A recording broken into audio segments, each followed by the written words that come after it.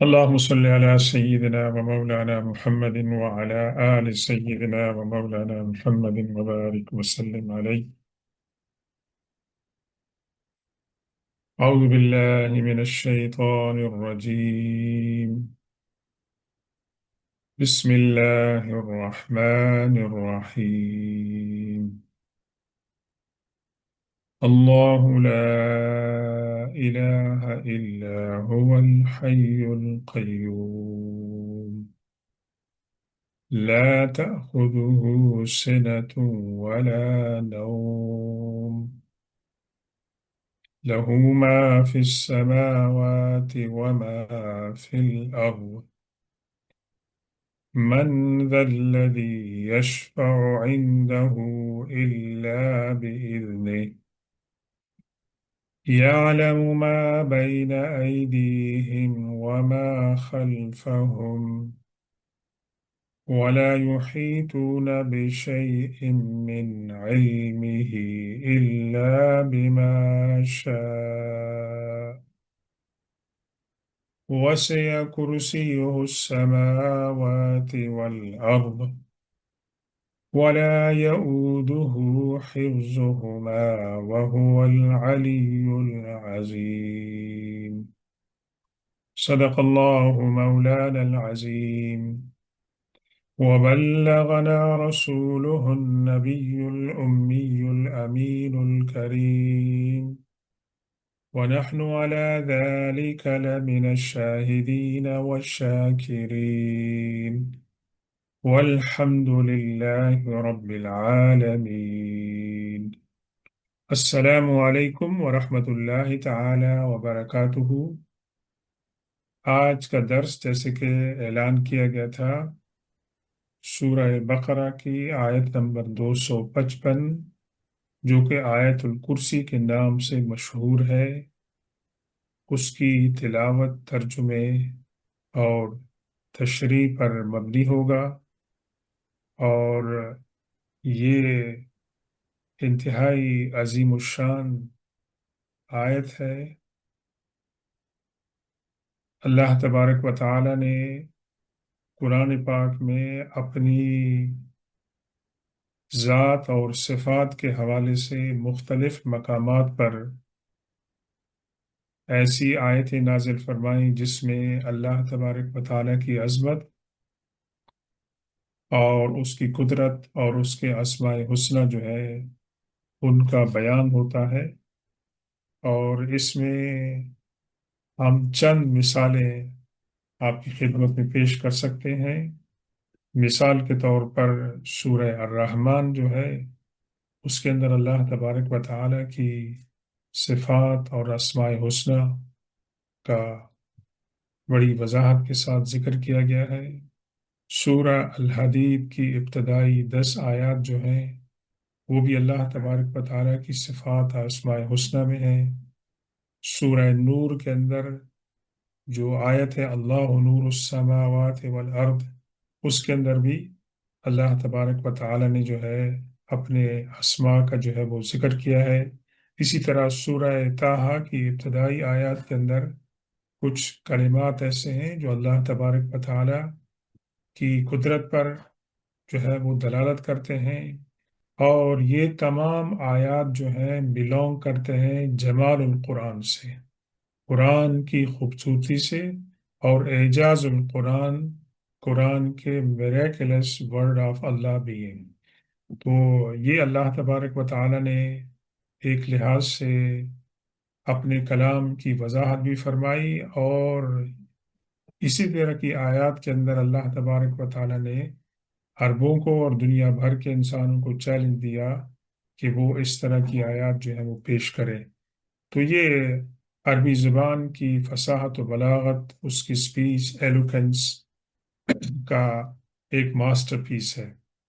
اس آیت کی فضیلت کے بارے میں بہت سی احادیث ہیں اور بزرگان کے اقوال بھی ہیں، اور یہ کہ بہت سے علماء کرام نے، متقدمین میں اور معاصرین نے اس کی فضیلت کے بارے میں بہت سی کتابیں اور رسالے لکھے ہیں۔ نہ صرف یہ کہ قرآن کی تفسیر بلکہ قرآن کی تفسیر سے ہٹ کر جو ہے اس کے بارے میں بہت زیادہ رکھے گا ہے۔ احادیث میں جو مشہور حدیث ہیں چند ان کا ہم ذکر کرتے ہیں۔ مثال کے طور پر قرآن پاک کے عالم حضرت ابی بن کعب رضی اللہ تعالیٰ عنہ روایت کرتے ہیں کہ ایک دن اللہ کے رسول صلی اللہ علیہ وسلم نے مجھ سے پوچھا کہ ابو منظر، کیا تمہیں معلوم ہے کہ قرآن کے اندر سب سے بڑی عظمت والی آیت کون سی ہے؟ تو میں نے عرض کیا کہ اللہ و رسول عالم، اللہ تبارک و تعالی اور اس کا رسول بہتر جانتے ہیں۔ پھر اللہ کے رسول صلی اللہ علیہ وسلم نے مجھ سے دوبارہ یہ سوال کیا، تو میں نے عرض کی کہ وہ آیت جو آپ سوال کر رہے ہیں وہ ہے آیت الکرسی، اللہ لا الہ الا هو الحی القیوم۔ جب یہ جواب اللہ کے رسول صلی اللہ علیہ وسلم نے سنا تو میرے سینے پہ آپ نے ہاتھ مارا اور فرمایا کہ تمہیں مبارک ہو اس علم کا، یعنی یہ آپ کے پاس بہت بڑا علم ہے اور اس کو آپ کو اللہ تبارک و تعالیٰ کی طرف سے مبارک ہو۔ اس حدیث میں اللہ کے رسول صلی اللہ علیہ وسلم مزید فرمایا آیت الکرسی کی فضیلت کے بارے میں کہ والذی نفسی بیدہ وَإِنَّ لَهَا لِسَانًا وَشَفَتَيْنِ تُقَدِّسُ الْمَلِكَ عِنْدَ سَاقِ الْعَرْشِ۔ یہ وہ آیت ہے کہ جو اللہ تبارک و تعالیٰ نے مجھ سے پہلے کسی نبی کو عطا نہیں فرمائی۔ اللہ تبارک و تعالیٰ کے پاس اس کی ایک زبان ہے اور اس کے دو ہونٹ ہیں، اور یہ کہ یہ اللہ تبارک و تعالیٰ کے عرش کے پاس جو ہے یہ اللہ تبارک و تعالیٰ کی پاکیزگی اور بڑائی جو ہے اس کو بیان کرتی ہے۔ تو علماء کرام نے اس کے اندر، بعض علماء کرام نے 10، بعض نے 17، بعض نے 18، بعض نے اس سے بھی زیادہ اللہ تبارک و تعالیٰ کی صفات اور اس کے اسماء حسنہ کو جو ہے وہ بیان کیا ہے۔ ایک حدیث پاک میں اللہ کے رسول صلی اللہ علیہ وسلم نے فرمایا کہ ہر چیز کی ایک کوہان ہوتی ہے، اور قرآن کی کوہان جو ہے وہ سورہ بقرہ ہے، اور اس کے اندر ایک آیت ہے جو تمام آیتوں کی سردار ہے، اور وہ آیت کون سی ہے؟ وہ آیت ہے آیت کرسی ہے۔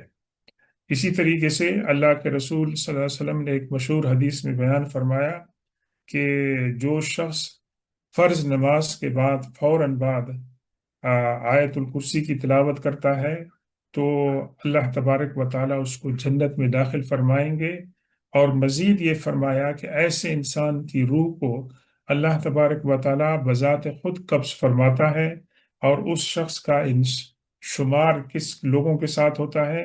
جو جہاد میں انبیاء کرام کے ساتھ جو ہے وہ شرکت کرتے ہیں، یہاں تک کہ ان کو شہادت جو ہے وہ مل جاتی ہے۔ حضرت علی رضی اللہ تعالیٰ عنہ فرماتے ہیں کہ حضور پاک صلی اللہ علیہ وسلم نے اپنے منبر پر یہ فرمایا کہ جو شخص آیت الکرسی کی تلاوت کرے گا ہر فرض کے نماز کے بعد، اس کو جنت میں داخل ہونے سے سوائے موت کے کوئی اور چیز نہیں روکتی۔ یعنی موت 10 سال کے بعد اس کو آتی ہے، 20 سال کے بعد آتی ہے، اور موت کے بعد جو ہے وہ فوراً جنت میں جائیں گے۔ ولا یواظب علیہا الا صدیق او عابد، اور اس آیت کو باقاعدگی سے نماز کے بعد پڑھنے کی کون جو ہے انسان جو ہے وہ پریکٹس کرے گا پابندی کے ساتھ؟ وہ شخص جو صدیق ہوگا، جو عابد ہوگا، اور جب انسان سوتے وقت اس کو پڑھے گا تو اللہ تبارک و تعالی اس کو، اس کے اوپر ایک محافظ مقرر کر دے گا۔ ایک دوسری حدیث میں ہے کہ حضور پاک صلی اللہ علیہ وسلم نے فرمایا کہ 2 فرشتے اس کی نگرانی کریں گے، جو اس کی اور اس کے پڑوسیوں کی جو ہے اللہ تبارک و تعالیٰ کی طرف سے جو ہے وہ حفاظت فرمائیں گے۔ اسی طریقے سے حضرت عائشہ صدیقہ رضی اللہ تعالیٰ عنہ فرماتی ہیں کہ حضور پاک صلی اللہ علیہ وسلم کے پاس ایک شخص آیا اور اس نے شکایت کی کہ یا رسول اللہ، میرے کھانے کے اندر برکت نہیں ہوتی ہے۔ تو اللہ کے رسول صلی اللہ علیہ وسلم نے فرمایا کہ جب آپ کھانا کھائیں تو جو مشروبات ہوں، جو معقولات ہوں، ان کے اوپر آیت الکرسی پڑھ لیں تو اللہ تبارک و تعالیٰ آپ کے کھانے کے اندر جو ہے وہ برکت عطا فرمائے گا۔ اسی طریقے سے آ، ایک اور روایت میں ہے کہ ایک صحابی فرماتے ہیں کہ میں جب گھر میں داخل ہوتا ہوں تو حضرت عبد الرحمن بن عوف رضی اللہ تعالیٰ عنہ فرماتے ہیں کہ میں جب گھر داخل ہوتا ہوں تو گھر داخل ہونے سے پہلے میں آیت الکرسی کو پڑھتا ہوں، اور پھر آیت الکرسی کو مکان کے اندر، گھر کے چاروں کونوں کے اندر میں اس کو پھونک مارتا ہوں تاکہ اس کی برکت سے میرے گھر کے اندر جو ہے وہ حفاظت ہو۔ اور اس کے بارے میں وہ دو دلچسپ واقعات کچھ اور بھی ہیں، لیکن کم از کم ہم یہاں پر دو واقعات کا ذکر کریں گے۔ ایک تو بہت مشہور واقعہ ہے حضرت ابو ہریرہ رضی اللہ تعالیٰ عنہ کا۔ وہ فرماتے ہیں کہ رمضان المبارک میں اللہ کے رسول صلی اللہ علیہ وسلم نے مجھے صدقات اور زکوٰۃ کا جو غلہ تھا، اناج تھا، اس کی حفاظت کے لیے آپ نے مجھے مقرر فرمایا کہ کوئی دوسرا آدمی اس میں سے کوئی چیز نہ لے جائے۔ تو میں رات کو رکھوالی کرتا تھا، اس دوران میں ایک شخص آیا کہ جو وہاں سے اناج چوری کرنے کی کوشش کر رہا تھا، اور میں نے اس کو پکڑ لیا اور اس سے کہا کہ میں تمہیں صبح اللہ کے رسول صلی اللہ علیہ وسلم کی بارگاہ میں پیش کروں گا۔ تو اس نے کہا کہ آپ مجھے چھوڑ دیں، میں بہت ہی غریب ہوں، میرے بال بچے ہیں، اور آپ مجھے چھوڑ دیں۔ تو میں نے اس کو چھوڑ دیا۔ صبح اللہ کے رسول صلی اللہ علیہ وسلم فرمایا کہ رات کو تمہارا جو قیدی تھا اس کا کیا ہوا؟ حضرت ابو ہریرہ رضی اللہ تعالیٰ نے ذکر نہیں کیا، اللہ کے رسول صلی اللہ علیہ وسلم نے ان کے کہنے سے پہلے ہی ان کو بتا دیا کہ رات کو آپ کے پاس جو چور آیا تھا جس کو آپ نے پکڑ لیا تھا، اس کا کیا معاملہ ہوا؟ تو ابو ہریرہ رضی اللہ تعالیٰ نے عرض کی کہ یا رسول اللہ، اس نے کہا کہ میں غریب ہوں، بال بچے والا ہوں، آپ مجھے چھوڑ دیں۔ تو میں نے اس کو چھوڑ دیا۔ اللہ کے رسول صلی اللہ علیہ وسلم فرمایا کہ وہ دوبارہ آئے گا۔ دوسری رات کو اسی طرح ہوا، اور پھر اللہ کے رسول صلی اللہ علیہ وسلم نے پوچھا تو حضرت ابو ہریرہ نے یہی جواب دیا کہ اس نے اپنی تنگدستی کا ذکر کیا تھا، میں نے اس کو چھوڑ دیا۔ فرمایا دوبارہ تمہارے پاس آئے گا۔ اور تیسری رات کو جب آیا تو آپ نے کہا کہ میں آج نہیں چھوڑوں گا، تم نے دو دفعہ کہا تھا کہ تم نہیں آؤ گے، تم آ رہے ہو، میں تمہیں صبح اللہ کے رسول صلی اللہ علیہ وسلم کی بارگاہ میں پیش کروں گا۔ تو اس نے کہا کہ آپ مجھے چھوڑ دیں، میں ایک آپ کو ایسی بات بتاتا ہوں جو آپ کو شیطان سے حفاظت عطا فرمائے گی، پروٹیکشن دے گی، اور وہ ہے آیت الکرسی۔ جب آپ پڑھیں گے تو اللہ تبارک و تعالی آپ کو شیطان سے اس کی پناہ عطا فرمائے گا۔ تو اس واقعے میں بہت سی عبرتیں ہیں۔ ایک تو یہ ہے کہ شیطان اس کو اس بات کا بھی علم تھا کہ قرآن کی یہ آیت جو ہے اگر کسی کو اس کے کنٹرول سے بچا سکتی ہے تو وہ آیت الکرسی ہے۔ اور اللہ کے رسول صلی اللہ علیہ وسلم فرمایا کہ جو بات اس نے کہی ہے وہ صحیح ہے، لیکن وہ شیطان ہے۔ اور تمہیں پتہ ہے کہ وہ کون تھا؟ تو ابو ہریرہ رضی اللہ تعالیٰ نے عرض کی کہ یا رسول اللہ، میں نہیں جانتا کون تھا۔ آپ نے فرمایا وہ شیطان تھا۔ تو اس سے بھی یعنی آیت الکرسی کی وضاحت جو ہے اس کی اہمیت بڑھ جاتی ہے۔ ایک واقعہ حضرت ابو ایوب انصاری رضی اللہ تعالیٰ عنہ کے بارے میں بھی ہے، تقریباً اسی طرح کا، کہ ان کے باغ میں ایک انہوں نے پوٹلی رکھی تھی جس کے اندر وہ کھجوریں رکھتے تھے، اور جب وہ جاتے تھے تو دیکھتے تھے کہ اس کے اندر کھجوریں کم ہو گئی ہیں۔ تو انہوں نے وہاں پر دیکھا تو انہیں وہاں پر جو ہے نا ایک بلی نظر آئی، اور انہوں نے اس بلی کو پکڑ لیا، لیکن وہ بلی نے فوراً اپنی حالت چینج کر لی، ایک بوڑھی عورت کی شکل میں وہ چینج ہو گئی بس۔ تو حضرت ابو ایوب انصاری نے کہا ان سے کہ عجیب ہی رسول اللہ ہے، میں تمہیں اللہ کے رسول صلی اللہ علیہ وسلم کی خدمت میں حاضر کروں گا۔ تو اس نے بھی تقریباً وہی جواب دیا کہ مجھے آپ چھوڑ دیں، میری ضروریات ہیں، یہ ہیں۔ تو اللہ کے رسول صلی اللہ علیہ وسلم نے ان سے بھی یہی فرمایا کہ رات کو آپ کے قیدی نے کیا ہوا، اس کے ساتھ کیا ماجرا ہوا؟ تو وہی کہا، اور 3 راتیں مسلسل جو ہے وہ جن آتا رہا، اور اللہ کے رسول صلی اللہ علیہ وسلم ان کو فرماتے رہے کہ وہ آپ کے پاس دوبارہ آئیں گے۔ اور آخری رات میں اس نے کیا کیا؟ اس نے کہا کہ میں آپ کو ایک ایسی بات بتاتا ہوں کہ جو آپ کو پروٹیکشن دے گی، آپ مجھے چھوڑ دیں۔ اور اس نے بھی آیت الکرسی جو ہے وہ ان کو بتائی۔ تو حدیث میں مزید بھی ایسی بہت سی روایات ہیں، لیکن ان تمام کا خلاصہ یہ ہے کہ آیت الکرسی جو ہے یہ ایک عظیم الشان آیت ہے۔ اس کے اندر اللہ تبارک و تعالیٰ کی صفات ہیں۔ فرض نماز کے بعد پڑھنا، رات کو سوتے وقت اس کو پڑھنا، گھر میں داخل ہوتے وقت پڑھنا، اور جب ہم کھانا کھا رہے ہوں اس پر اس کو پڑھنے سے اللہ تبارک و تعالیٰ برکت اور جو ہے وہ اہمیت جو ہے وہ عطا فرماتا ہے۔ تو اس کو حضرت علی رضی اللہ تعالیٰ عنہ فرماتے ہیں کہ میری سمجھ میں نہیں آتا کہ ایک سمجھدار انسان جس کو تھوڑی بہت عقل ہو، مسلمان کو وہ رات کو آیت الکرسی پڑھے بغیر کیسے سوئے گا؟ اور وہ فرماتے ہیں کہ جب سے میں نے حضور اکرم صلی اللہ علیہ وسلم کو اس کی فضیلت بتاتی ہوئی سنا ہے، کوئی رات میں نے اس کو مس نہیں کیا ہے، میں ہر رات کو جو ہے نا اس کی تلاوت کرتا ہوں۔ اب ہم آتے ہیں کہ یہ آیت الکرسی کس کنٹیکس میں نازل ہوئی ہے، اور اس کے اندر اللہ اس کے جو کنٹینٹس ہیں جو ہیں وہ ایسے کیا کنٹینٹس ہیں کہ جس کی وجہ سے اس صورت کو اللہ تبارک و تعالیٰ نے اتنی فضیلت عطا فرمائی ہے۔ اگر آپ غور کریں تو اس سے پہلے دو آیتیں ہیں۔ پہلی آیت جو شروع ہوتی ہے تلک الرسل فضلنا بعضهم علی بعض، اس کے اندر اللہ تبارک و تعالیٰ نے بیان فرمایا ہے اجمالی طور پر کہ اللہ تبارک و تعالیٰ نے بعض انبیاء کو بعض انبیاء کے اوپر فضیلت عطا فرمائی ہے۔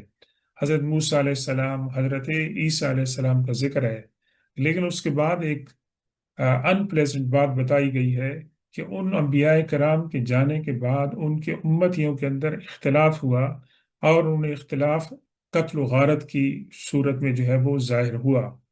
تو اس کے بعد اللہ تبارک و تعالیٰ نے مسلمانوں کو تلقین فرمائی کس بات کی؟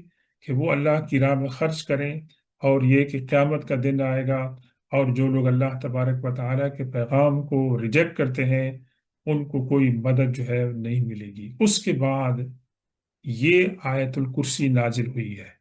تو یہ آیت الکرسی کے نازل کرنے کا جو ایک خاص مقصد نظر آتا ہے وہ یہ ہے کہ اللہ تبارک و تعالیٰ نے جو انبیاء کرام کی فضیلت کے بارے میں لوگ جھگڑے کرتے ہیں، بحث کرتے ہیں، اور یہ ہے کہ لوگوں نے انبیاء کرام کی تعلیمات کو بھلا کر ایک دوسرے کے ساتھ فرقے بنائے اور لڑائیں کی، تو اس سے کیا ہوا کہ اصل جو مقصد تھا انبیاء کرام کی تعلیمات کا، اللہ کی توحید کا، اللہ کی صفات کا، لوگ اس سے جو ہے وہ دور ہو گئے۔ تو یہ ایک مقصد نظر آتا ہے ان دو آیتوں کے نازل کرنے کے بعد۔ تیسری ایک خاص بات یہ ہے کہ اللہ تبارک و تعالیٰ کی توحید اور اس کی صفات کے بارے میں مکی دور کی زندگیوں کے اندر کافی ایمفیسس جو ہے وہ پایا جاتا ہے، لیکن اس کے بعد اللہ تبارک و تعالیٰ نے ابھی مسلمانوں نے انکاؤنٹر کرنا تھا اہل کتاب کے ساتھ، عیسائیوں کے ساتھ، یہودیوں کے ساتھ، اور ایران کے لوگوں کے ساتھ جو آتش پرست تھے، اور دیگر بھی۔ تو ان تمام کے اندر ایک بات تھی کہ وہ اللہ کا ان کے اندر کوئی تصور موجود تھا۔ تو اللہ تبارک و تعالیٰ نے جو خدا کا تصور ہے خالص اور پیور، اس کو یہاں پر ریپیٹ کیا ہے۔ ایک طرف تو جو عرب تھے وہ اللہ تبارک و تعالیٰ کو سپریم ڈیٹی، سپریم گاڈ تصور کرتے تھے، اور نعوذ باللہ فرشتوں کو اور اپنے ہاتھ سے بنائے معبودوں کو اور مجسموں کو جو ہے وہ نعوذ باللہ اللہ کا بیٹا یا وہ چھوٹے خدا سمجھتے تھے، اور وہ کہتے تھے کہ اللہ کی بارگاہ میں ہمارے لیے سفارش کریں گے۔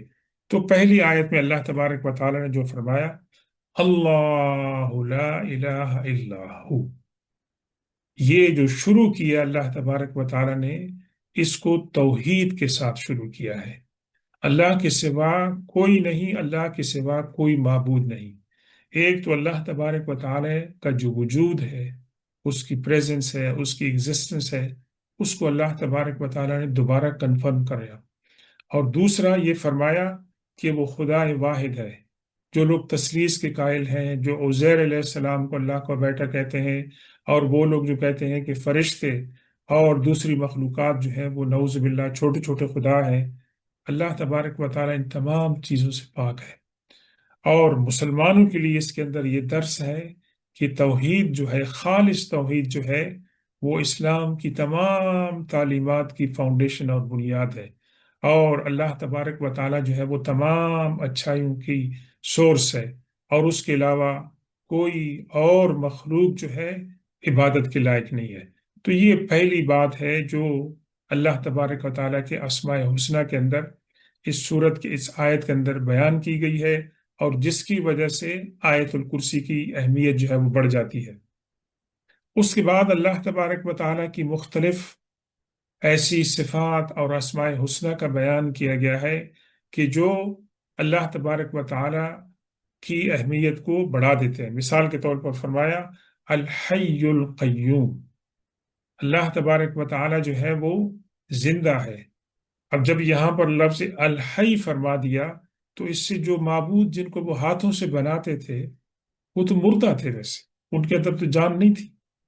اور قرآن پاک نے مزید بہت سے مقامات پر بیان فرمایا کہ ان کو اگر آپ پکارتے ہیں تو وہ آپ کی پکار کا جواب نہیں دیتے ہیں، ویسے تو ان کو آپ کس طرح پکار سکتے ہیں، کس طرح ان کی عبادت کر سکتے ہیں؟ تو اللہ تبارک و تعالی الحی ہے، وہ زندہ ہے۔ اور اس کے اندر فرق یہ ہے کہ اللہ تبارک و تعالی زندہ ہے ازل سے، ہم نہیں کہہ سکتے کہ ازل کب سے شروع ہوا، جب سے اللہ تبارک و تعالی ہے، اور اللہ سے پہلے کوئی چیز نہیں تھی۔ اور دوسری بات یہ ہے کہ اللہ تبارک و تعالیٰ جو زندہ ہے، اللہ تبارک و تعالیٰ اپنے زندہ ہونے میں کسی پر ڈیپینڈ نہیں ہے۔ انسان جو ہے اپنے زندہ ہونے پر ڈیپینڈ کرتا ہے اللہ کے اوپر۔ اللہ تبارک و تعالیٰ کی جو بلیسنگز ہیں، خوراک ہے، آب و ہوا ہے، یہ تمام چیزیں ہیں، انسان مجبور ہوتا ہے اور انسان ڈیپینڈنٹ ہوتا ہے، لیکن اللہ تبارک و تعالیٰ جو ہے وہ ڈیپینڈنٹ نہیں ہے۔ اور ایک دوسری روایت میں بتایا گیا ہے کہ اس کے اندر، اس آیت الکرسی کے اندر ایک اسم اعظم ہے، الحی اور القیوم کو دونوں کو ملانے سے کیا ہوتا ہے؟ اسم اعظم جو ہے وہ بنتا ہے۔ اور حضور پاک صلی اللہ علیہ وسلم کی دعاؤں میں یہ بات شامل تھی، یا حی یا قیوم برحمتک استغیث، اللہ تبارک و تعالیٰ جو تو ہمیشہ زندہ رہنے والا ہے، القیوم جو خود قائم ہے اور جو ہر چیز کو قائم کرتا ہے، اور اس کے قائم کرنے کے بغیر کوئی چیز جو ہے وہ قائم نہیں ہو سکتی ہے۔ حضرت علی رضی اللہ تعالیٰ عنہ فرماتے ہیں کہ جنگ بدر میں خیمے میں اللہ کے رسول صلی اللہ علیہ وسلم جب مسلمانوں کی صفیں تیار کر چکے تو آپ نے اپنے خیمے میں دعا مانگی، اور یہ جو دعا تھی اس کے اندر یا حی یا قیوم کا جو تھا تکرار بہت تھا، اس کو بار بار جو ہے نا آپ جو ہے ریپیٹ کرتے تھے۔ تو یہ قیوم جو ہے یہ مبالغے کا سیغہ ہے، یعنی یہ ایسا کہ جو ہر چیز کو قائم کرنے والا ہے، اور اس کے بغیر کوئی چیز جو ہے وہ قائم نہیں ہو سکتی۔ اور خاص طور پر تہجد کی دعا کے اندر اللہ کے رسول صلی اللہ علیہ وسلم فرماتے تھے اللہم لک الحمد انت قیم السماوات والارض ومن فیہن، اے اللہ تجھے تمام تعریفیں تیرے لیے ہیں کہ تو جو زمین و آسمان اور ان کے اندر جو لوگ ہیں ان تمام کو تو قائم کرنے والا ہے، اور ان کو جو ہے زندگی عطا فرمانے والا ہے۔ یہاں ایک بہت بڑے عالم مصر کے سید قطب، ان کی تفسیر میں دیکھ رہا تھا فی ظلال قرآن، اور ایک بات بڑی عمدہ لکھی ہے یہاں پر ارسطو کے بارے میں، کہ جو فلاسفر تھا یونان کا، اور وہ کہتے ہیں کہ وہ لکھتا ہے کہ اللہ تبارک و تعالیٰ کو مانتا تھا، لیکن وہ یہ کہتا تھا کہ اللہ تبارک و تعالیٰ نے کائنات کو بنا دیا ہے اور کائنات کو اس نے چھوڑ دیا ہے، وہ کائنات کے بارے میں، مخلوق کے بارے میں وہ نہیں سوچتا ہے، وہ اپنے بارے میں سوچتا رہتا ہے۔ تو سید قطب لکھتے ہیں کہ اس نے یہ بات اپنی تئیں اس لیے کہی تاکہ اللہ تبارک و تعالیٰ کے اندر کوئی کمزوری، کوئی نقصان، کوئی شائبہ جو ہے اس سے اللہ تبارک و تعالیٰ کو بری ذمہ قرار دے۔ تو سید قطب لکھتے ہیں کہ یہ بات اللہ تبارک و تعالیٰ کی شان کے مناسب نہیں ہے کہ اس نے جس مخلوق کو پیدا کیا ہے اس مخلوق کو وہ اسی طرح چھوڑ دے، بلکہ اللہ تبارک و تعالیٰ ہر وقت جو ہے اپنی مخلوق کی جو ہے وہ نگرانی جو ہے فرماتا ہے۔ اور اس کی تائید ہوتی ہے ایک حدیث پاک سے جس کے راوی ہیں حضرت ابی موسیٰ الاشعری رضی اللہ تعالیٰ عنہ۔ وہ فرماتے ہیں کہ ایک دن حضور پاک صلی اللہ علیہ وسلم نے ہمیں خطبہ دیا، اور اس خطبے کے اندر آپ نے 5 باتیں جو ہے وہ بیان فرمائی۔ ایک بات آپ نے یہ فرمائی کہ اللہ تبارک و تعالیٰ جو ہے وہ کبھی سوتا نہیں ہے، اور نہ ہی اللہ تبارک و تعالیٰ کو سونا جو ہے وہ مناسب ہے، یعنی اللہ تبارک و تعالیٰ کی صفات میں سے یہ بات بھی ہے۔ اور دوسری بات یہ فرمائی کہ اللہ تبارک و تعالیٰ جو رزق کا جو اسکیل ہے، میزان ہے، اللہ تبارک و تعالیٰ کبھی اس کو اوپر لے جاتا ہے، کبھی نیچے لے جاتا ہے۔ یعنی کچھ لوگوں کو رزق بہت زیادہ دیتا ہے، کچھ لوگوں کو کم دیتا ہے، یا کہ بعض اوقات انسان کو رزق بہت ملتا ہے، بعض اوقات انسان کو جو ہے وہ کم ملتا ہے۔ اور یہ کہ اللہ تبارک و تعالیٰ کی بارگاہ میں رات آنے سے پہلے دن کے اندر انسانوں کے، مخلوقات کے تمام اعمال اس کی بارگاہ میں پیش ہوتے ہیں۔ اب یہ دیکھ لیں، اللہ تبارک و تعالیٰ جو قیوم ہے، جو ہر چیز کو قائم کرنے والا ہے، کہ اس کی بارگاہ میں رات آنے سے پہلے تمام مخلوقات کے تمام اعمال جو ہیں اس کی بارگاہ میں پیش ہوتے ہیں، اور رات کو دن ختم ہونے سے پہلے اس کے تمام اعمال جو ہیں وہ پوری مخلوق کے اندر جو ہے وہ پیش ہوتے ہیں۔ اور دوسری بات یہ کہ اللہ تبارک و تعالیٰ نے اپنے آپ کو ایک حجاب کے اندر جو ہے نا اس نے کور کیا ہے، اور وہ حجاب کس چیز کا ہے؟ وہ نور کا حجاب ہے۔ اور وہ نور اتنا پاورفل ہے کہ اللہ تبارک و تعالیٰ اگر اس حجاب کو ہٹا دے تو اس کی مخلوق پر جہاں جہاں اس کی روشنی پڑے گی، وہ تمام کی تمام چیزیں ان کو جو ہے وہ جلا دیں گی۔ تو اللہ تبارک و تعالیٰ جو ہے وہ قیوم بالذات ہے، وہ کسی کا محتاج نہیں ہے، وہ ہر چیز کو خود جو ہے قائم رکھتا ہے، اور وہ کسی کا محتاج نہیں ہے، بلکہ تمام کے تمام انسان، تمام مخلوقات جو ہیں وہ اس کی محتاج ہیں۔ اب اس کے بعد فرمایا یہ جو تمام کائنات کا کارخانہ ہے، اس کا جو نظام ہے یہ چل رہا ہے، اس کے اندر جو ہے نظم و نسق ہے، اس کے اندر کوئی بے اصولی نہیں ہے، کوئی بے ربط نہیں ہے، اس کو کس طرح ایک ذات جو ہے وہ قائم رکھ سکتی ہے؟ فرمایا لا تاخذہ سنۃ ولا نوم۔ اس نظام کو، ربوبیت کے نظام کو چلانے کے لیے اللہ تبارک و تعالیٰ کو نہ تو اونگ آتی ہے اور نہ ہی نیند آتی ہے۔ اب یہ دونوں باتوں کی جو ہے نا نفی کر دی گئی ہے۔ ہو سکتا ہے کوئی انسان کہے کچھ عرصے تک میں سوتا نہیں ہوں، لیکن آپ 24 گھنٹے، 48 گھنٹے کے بعد آپ کو کم از کم اونگ تو آئے گی، ویسے آپ کو اونگ آئے گی۔ لیکن اللہ تبارک و تعالیٰ نے اس چیز کو بھی نکال دیا کہ اس کو نہ تو اونگ آتی ہے اور نہ ہی اس کو نیند آتی ہے۔ یعنی یہ کہ ہمیں بائبل میں ملتا ہے کہ اللہ تبارک و تعالیٰ نے 6 دن مخلوقات کو، کائنات کو بنانے میں لگے، and he rested on the seventh of the day. تو وہ ان کے لیے دن جو ہے مبارک ہے کہ اس دن اللہ تبارک و تعالیٰ نے آرام کیا۔ لیکن اسلام کے اندر ایسی کوئی چیز نہیں ہے کہ اللہ تبارک و تعالیٰ نے کائنات کو 6 دن بنانے میں اس کو تھکاوٹ نہ محسوس ہوئی، نعوذ باللہ، نہیں۔ اللہ تبارک و تعالیٰ ان تمام چیزوں سے پاک ہے۔ تو اس کام کے اندر اللہ تبارک و تعالیٰ کو نہ تو تھکاوٹ ہوتی ہے اور نہ ہی نیند آتی ہے۔ پھر اس کے بعد ایک اور اللہ تبارک و تعالیٰ کی شان بیان فرمائی، لہو ما فی السماوات و ما فی الارض۔ ایوری تھنگ، زمین و آسمان میں جو کچھ ہے وہ اللہ تبارک و تعالیٰ کو بلانگ کرتا ہے۔ یعنی ہم آج مکان کے مالک ہیں، گاڑی کے مالک ہیں، کارخانے کے مالک ہیں، اپنی جان کے مالک ہیں ایک طرح سے کہنے کے لیے، اور کسی چیز کے بھی۔ لیکن اللہ تبارک و تعالیٰ کو ایکچول ہر چیز جو ہے وہ اللہ کو بلانگ کرتی ہے، وہ اس کی ملکیت ہے اور اس کی ساورنٹی ہے۔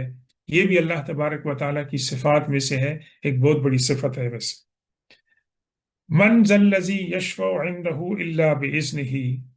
اس آیت کے اندر، آیت کے اس حصے کے اندر اللہ تبارک و تعالیٰ کی قدرت بتانے کے بعد یہ فرما دیا اس کی اجازت کے بغیر کوئی اس سے کسی قسم کی سفارش اور شفاعت نہیں کر سکتے۔ یہ ان لوگوں کا جو عقیدہ تھا کہ یہ جو بت ہیں یہ ہماری شفاعت کرتے ہیں اللہ کی بارگاہ میں، اللہ تبارک و تعالیٰ نے سورہ یونس کے اندر ہی فرما دیا کہ کیا تم اللہ تعالیٰ کو یہ بات بتانا چاہتے ہو کہ جس کو اللہ زمین و آسمان میں نہیں چاہتا ہے؟ نہیں، کس طرح تم نے ان کو اپوائنٹ کیا ہے کہ اللہ کی بارگاہ میں یہ سفارشی ہیں؟ اللہ کی سفارش جو ہے کوئی وہ اس کو مجبور نہیں کر سکتا ہے۔ ہاں، انبیاء کرام کو، خاص طور پر حضور پاک صلی اللہ علیہ وسلم کو، اور اللہ تبارک تعالیٰ اس امت کے شہداء کو اور نیک بندوں کو اللہ تعالیٰ سفارش کی اجازت عطا فرمائے گا، لیکن اپنی اجازت سے۔ ہر ایک جو ہے یوں ہی نہیں جائے گا، بلکہ اللہ تبارک و تعالیٰ کی طرف سے ایک نظام ہوگا کہ کون کون سفارش جو ہے وہ کر سکتے ہیں، اس کی اجازت کے بغیر کوئی نہیں کر سکتے ہیں۔ یعلم ما بین ایدیہم وما خلفہم، اللہ تبارک و تعالی انسانوں کے سامنے اور انسانوں کے پیچھے، اس سے مطلب یہ ہے کہ انسانوں نے اپنی زندگی میں پہلے جو کام کیے ہیں، 50 سال پہلے، 30 سال پہلے، اور بولا اور ان کے بعد جو کام کرنے والے ہیں، ان تمام کو اللہ تبارک و تعالی کا علم جو ہے وہ کور کرتا ہے۔ تو یہ اللہ تبارک و تعالی کا علم جو ہے، اللہ تبارک و تعالی کے علم سے کوئی کسی کا علم جو ہے وہ زیادہ نہیں ہے۔ ولا یحیطون بشیء من علم، یہاں پر ایک واقعہ چھوٹا سا مختصر سا ہے کہ جب ملاقات ہوئی حضرت خضر علیہ السلام کی اور حضرت موسیٰ علیہ السلام کی، تو ایک پرندہ آیا، اور اس پرندے نے اپنی چونچ کے اندر سمندر میں ڈپ کیا اور پانی اپنے ساتھ لے گیا۔ تو حضرت خضر علیہ السلام نے موسیٰ علیہ السلام سے پوچھا کہ کیا آپ جانتے ہیں کہ یہ پرندہ کیا بتانے آیا تھا ویسے؟ تو موسیٰ علیہ السلام نے کہا مجھے نہیں معلوم ہے کہ یہ پرندہ کس غرض سے آیا تھا، کیا بتانے آیا تھا۔ حضرت خضر علیہ السلام نے، یہ حدیث بخاری شریف میں ہے، حضرت خضر علیہ السلام نے کہا کہ یہ پرندہ یہ بتانے آیا تھا کہ اللہ کا علم، اس کی مثال ایک سمندر کی طرح ہے۔ اگرچہ یہ بھی مثال بھی مناسب نہیں ہے، لیکن انبیاء کرام اور تمام مخلوق کا علم جو ہے وہ اتنا ہے جتنا وہ قطرے اس پرندے نے اپنی چونچ میں لی ہے۔ تو اللہ تبارک و تعالی یعلم ما بین ایدیہم وما خلفہم، اللہ تبارک و تعالی انسانوں نے اپنی زندگی میں پہلے جو کام کیے ہیں، جو بعد میں کریں گے، اس تمام کو جانتا ہے۔ ولا یحیطون بشیء من علمہ الا بما شاء، اور اللہ تبارک و تعالی کا جو علم ہے اس کو انسان نہیں حاصل کر سکتے ہیں مگر یہ کہ جو اللہ تعالیٰ انسانوں کو بتا دے۔ اس کے اندر انبیاء کرام کا علم ہے جو انہوں نے بتایا قیامت کے بارے میں، جنت اور دوزخ کے بارے میں، اور اس کے اندر جو علم انسان کو حاصل ہوتا ہے، چاہے انسان دنیائی علم ہے اس کے اندر کوئی سیکھتا ہے، وہ تمام کے تمام کیا ہے؟ ولا یحیطون بشیء من علمہ الا بما شاء، مگر وہ کہ جو اللہ تبارک و تعالی چاہتا ہے تو انسانوں کو وہ علم عطا فرماتا ہے۔ وسع کرسیہ السماوات والارض، یہاں پر جو لفظ کرسی آیا ہے اس کی وجہ سے یہ آیت کرسی کہلاتی ہے۔ اب کرسی سے عام طور پر ہمارے ذہنوں میں، محدود ذہنوں میں، یہ تصور بیٹھتا ہے کہ نعوذ باللہ اللہ تعالیٰ کی کوئی کرسی ہے جس کے اوپر وہ تشریف فرما ہے۔ تو علماء کرام نے یہاں بڑی احتیاط برتی ہے، اور کرسی کا لفظ اس معنی میں استعمال کرنے سے احتیاط برتی ہے۔ اس کے مقابلے میں انہوں نے یہ کہا کہ کرسی سے مراد اللہ تبارک و تعالی کی جو پاور ہے، اللہ تبارک و تعالیٰ کا جو علم ہے، اور اللہ تعالیٰ ہر چیز پر جو محیط ہے، اس سے مراد وہ ہے۔ تو اللہ تبارک و تعالیٰ کی جو کرسی ہے اس نے زمین و آسمان کو جو ہے وہ کور کیا ہے، یعنی کوئی چیز اللہ تبارک و تعالیٰ کے علم سے، اس کی قدرت سے، اس کی سلطنت سے جو ہے وہ باہر نہیں ہے۔ سورہ رحمان میں اللہ نے کیا فرمایا؟ یا معشر الجن والانس ان استطعتم ان تنفذوا من اقطار السماوات والارض فانفذوا، فرمایا اے جنات اور انسانوں، تم کوشش کرو کہ اللہ تبارک و تعالیٰ کی ڈومین سے باہر نکلنا چاہو تو نکلو، تم نہیں نکل سکتے الا بسلطان، مگر ایک دلیل کے ساتھ، اور دلیل وہ سلطان کیا ہے کہ اللہ تبارک و تعالیٰ کی جو قدرت ہے اس کے علاوہ انسان اس کائنات سے باہر جو ہے وہ نہیں نکل سکتا۔ ایون دو کہ آج کل ہمارے سائنٹسٹ یہ کلیم کرتے ہیں کہ انہوں نے ایک نیا پلانٹ جو ہے اس کو ڈسکور کیا ہے، یہ لیکن تمام اللہ تبارک و تعالیٰ کی قدرت کی نشانیاں ہیں، اور انسان ان تمام سے باہر جو ہے وہ نہیں نکل سکتا ہے۔ وَلَا يَئُودُهُ حِفْظُهُمَا، یہاں سے مراد یہ ہے کہ زمین و آسمان کی جو دیکھ بھال ہے وہ اللہ تبارک و تعالیٰ کو نعوذ باللہ بوجھل نہیں کرتی ہے۔ زمین و آسمان کو دیکھ بھال کرنا یہ ایک بہت بڑا کام ہے ویسے، اور اس کو بھی اللہ تبارک و تعالیٰ نے جو ہے آ، اٹھایا ہوا ہے، اس کو اللہ تبارک و تعالیٰ کے علم کے اندر ہے۔ اور تو انسان کے تصور میں آ سکتا ہے کہ میں نے ایک بوجھ اٹھایا ہے، 5 کلو کا، 10 کلو کا، کتنی دیر تک آپ اٹھا کے اس کو چلیں گے، اللہ تبارک و تعالیٰ اس کے بوجھ سے بوجھل نہیں ہوتا۔ اللہ کے بارے میں اللہ کے بارے میں یہ ہے تصور کہ اللہ تبارک و تعالیٰ ان تمام چیزوں سے منزہ ہے۔ وَهُوَ الْعَلِيُّ الْعَظِيمُ، اور اللہ تبارک و تعالیٰ علی اور عظیم، یہ دو صفات جو ہیں اگرچہ ہمیں مختلف نظر آتی ہیں، علو جو ہے وہ ہائٹ کے معنی میں، بلندی کے معنی میں ہے، اور عظیم جو ہے وہ عظمت کے معنی میں، جس طرح آپ کہتے ہیں سبحان ربی العظیم، سبحان ربی الاعلیٰ، یہ دونوں اللہ تبارک و تعالیٰ کی صفات ہیں، لیکن اللہ تبارک و تعالیٰ علو ہے، عالی ہے، بلند ہے اور عظیم ہے، اور اللہ تبارک و تعالیٰ عظمت والا ہے۔ تو یہ ایک عظیم الشان آیت ہے۔ اللہ تبارک و تعالیٰ سے دعا ہے کہ اس آیت کو ہمیں ایک ورد کے طور پر، ایک وظیفے کے طور پر، ذکر کے طور پر اللہ تعالی ہمیں اس کی توفیق عطا فرمائے، اور اس کے جو کنٹینٹس ہیں ان پر غور و فکر کرنے کی توفیق عطا فرمائے۔ اور چونکہ یہ ماہ رمضان کا مہینہ ہے، اس کے اندر اللہ تبارک و تعالی ہمیں قرآن کی مختلف آیات کے اوپر غور و فکر اور تدبر کرنے کی توفیق عطا فرمائے۔ وصلی اللہ تعالی علی خیر خلقہ سیدنا و مولانا محمد و آلہ و اصحابہ اجمعین برحمتک یا ارحم الراحمین۔